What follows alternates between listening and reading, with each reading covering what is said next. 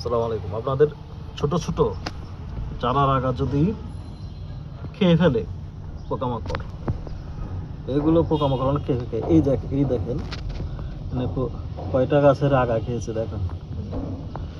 এই যে অনেকগুলো গাছের আগা খেয়েছে। এই যে আমার গাছগুলো এভাবে আগা খেয়ে ফেলছে।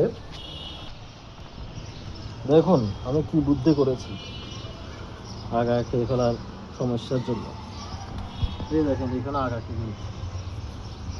কি করেছি, এই যে সিডলিং ট্রে থেকে তুলে আমি এই আলাদা টবে লাগিয়েছি। দেখেন যেগুলো পাতা খেয়ে ফেলছে। এরপরে কি করেছি দেখেন, এই যে পুরান ফিল্টার ঢাকনা, পুরান ফিল্টার নষ্ট, এটা দিয়ে ঢেকে দিয়েছি। এখানে দেখেন একটা ছিদ্র।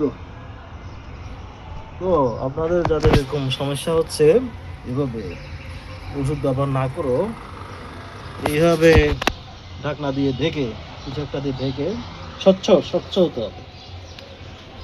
আপনারা সেভাবে করতে পারেন। যতদিন না গাছটা বড় হবে, যতদিন না এই যে এই জিনিসটা অনেক স্পেস ততদিন পর্যন্ত এখানে থাকবে। দেখা যাক কি হয়, দোয়া রাখবেন।